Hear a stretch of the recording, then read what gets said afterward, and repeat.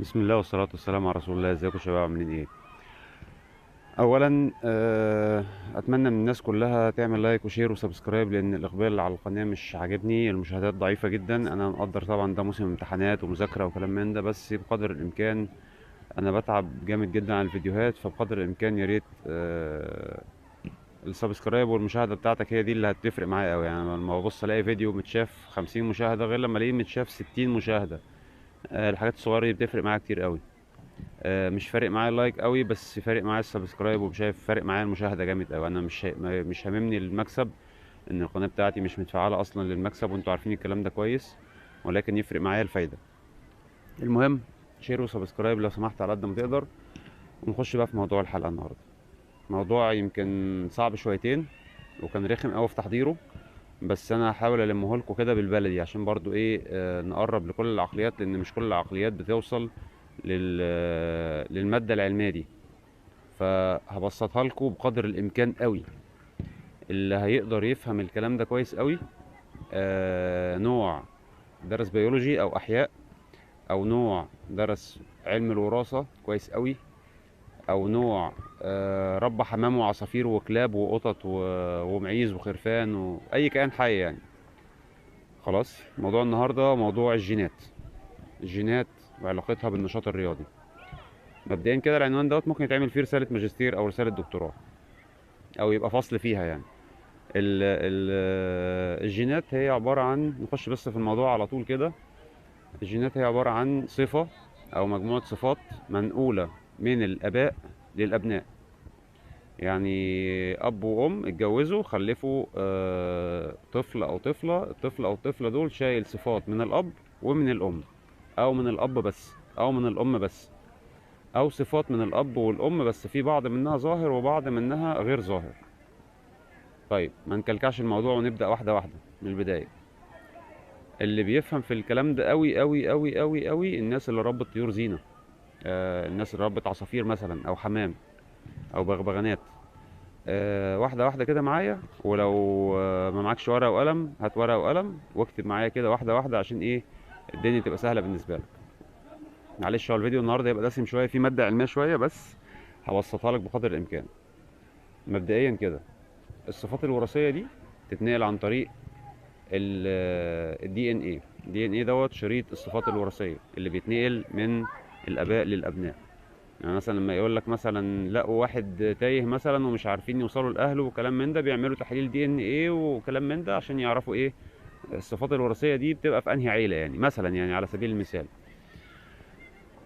بالنسبه بقى للطيور مثلا، لو هنتكلم بالبلدي كده، مش هتكلم بصفات برضو الهواة قوي، لان مش كل الناس غاويه طيور. لو مثلا عندك طائر لونه ابيض وطائر لونه اخضر. طيب، اللون الابيض ده لو هنتكلم على اللون بس، لو هنتكلم على اللون بس، اللون الابيض ده متنحي، واللون الاخضر ده سائد. يعني ايه سائد؟ انت عندك ثلاث انواع من الجينات: سائد ومتنحي ومرتبط بالجنس. طيب، السائد اللي هو لو الطائر ده اتجوز اي نوع تاني او اي لون تاني، الصفة بتاعته هي اللي هتسود، هي اللي هتظهر في الابناء. طيب، متنحي يعني لو الطائر ده اتجوز اي نوع تاني او اي لون تاني، الصفة بتاعته مش هتظهر في الابناء. طيب، مرتبط بالجنس يعني لو الطائر ده ذكر او ولد، يعني بيورث الصفة ديت للبنات، وبتظهر على الولاد لكن ما بتظهرش على البنات، وهكذا. طيب، لما نيجي مثلا نتكلم في الابيض والاخضر زي ما اتفقنا، لو ذكر ابيض وانتايه، ده ذكر اخضر وانتايه بيضه اتجوزوا مع بعض، حلو قوي. العش اللي هيطلع ده او الاولاد اللي هيطلعوا دول هيطلعوا كلهم اخضر، كلهم اخضر، ولكن حاملين للصفه بتاعه الابيض. فلو جوزتهم لبعض، لو جوزت الابناء دولت لبعض بعد ما يكبروا ويبلغوا سن التزاوج، هيحصل ايه؟ هيطلع دلوقتي الاولاد دول اللي هم هيبقوا الاباء بقى، في الحاله دي هيبقوا الاباء، هيطلعوا شويه ابيض وشويه اخضر، 50% مثلا و50%، وهكذا.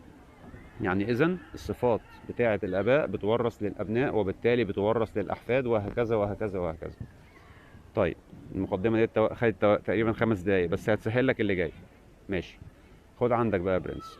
دلوقتي احنا قلنا عندك سائد وعندك متنحي وعندك مرتبط بالجنس. طيب يعني لو اتكلمنا في النشاط الرياضي مثلا، اب طويل وام طويلة، اذا احنا هنا عندنا مشترك الصفة بتاعة الطول او الجين بتاع الطول، مشترك في الاب وفي الام.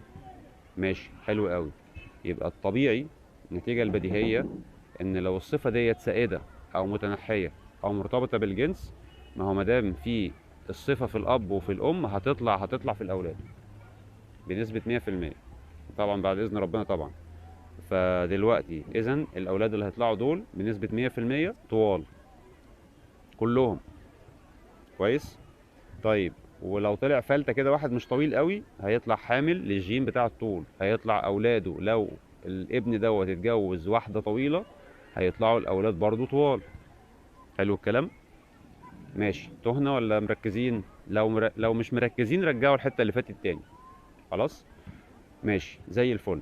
طيب لو بنتكلم مثلا على صفة مثلا زي النمط العضلي والنمط الدهني او النمط السمين يعني، لو اب نمطه دهني وام نمطها نحيف، انهي بقى اللي سائد وانهي متنحي؟ هنا بقى نقطة من اول السطر هتفرق. اللي متنحي هيستخبى مش هيظهر في الاولاد، والسائد هو اللي هيظهر في الاولاد. يعني لو الصفة السائدة هي السمنة، اذا الاولاد كلهم هيطلعوا عندهم نمط السمنة، هيطلعوا مليانين في الوزن شوية. لو الصفة السائدة هي النحافة، اذا الاولاد هيطلعوا كلهم عندهم نحافة، مش هيطلعوا نمط سمين. طيب نستفيد من الموضوع ده ازاي؟ خد عندك بقى يا برنس. مبدئيا كده في حاجة في الرياضة اسمها الانتقاء، القياسات والتقويم والانتقاء. الانتقاء دوت بيبقى عبارة عن ان انا بفرز الاولاد اللي متقدمين للعبة دي علشان اختار افضلهم جينيا ملائمة للنشاط الرياضي اللي انا بمارسه. يعني مثلا انا دلوقتي مدرب باسكت، بنتقي الاولاد الطوال، الافضلية للطويل، والمهارة بعد كده هتيجي في السكة.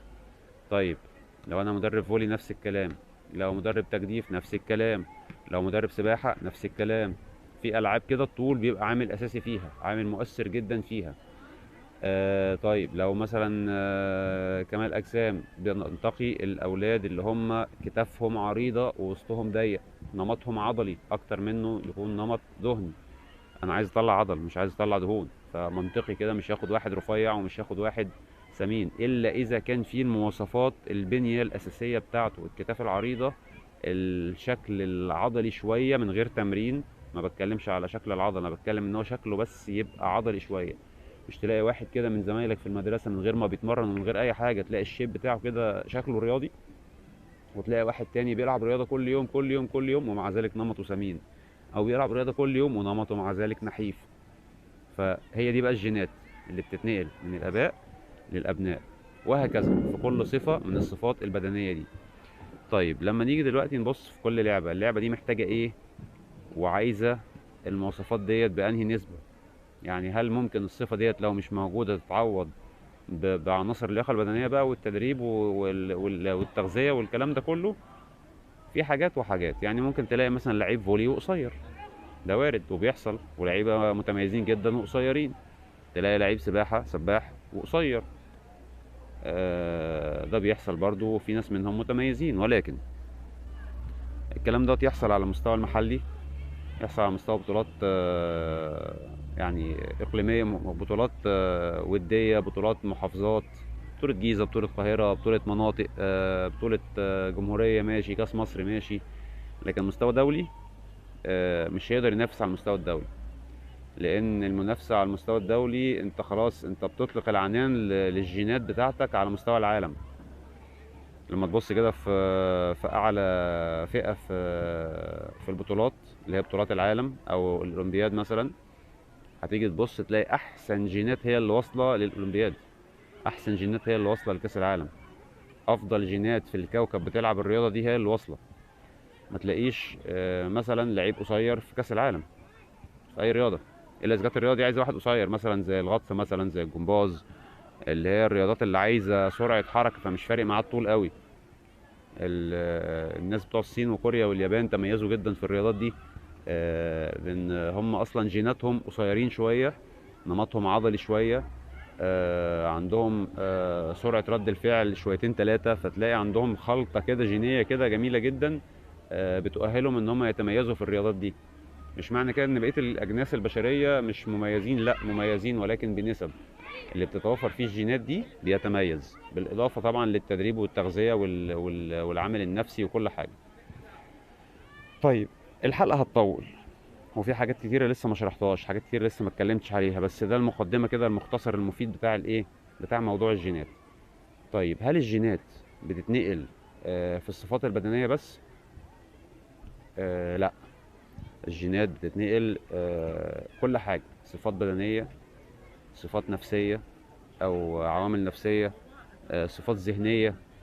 يعني مثلا ما تلاقيش اب ذكي وام ذكيه الواد طالع غبي، مستحيل، الا اذا كان هو مش عاجبه الذكاء بتاعهم وناقم عليهم وهم ربوه غلط، فالواد يطلع ذكي بس مش عايز يبين ذكائه.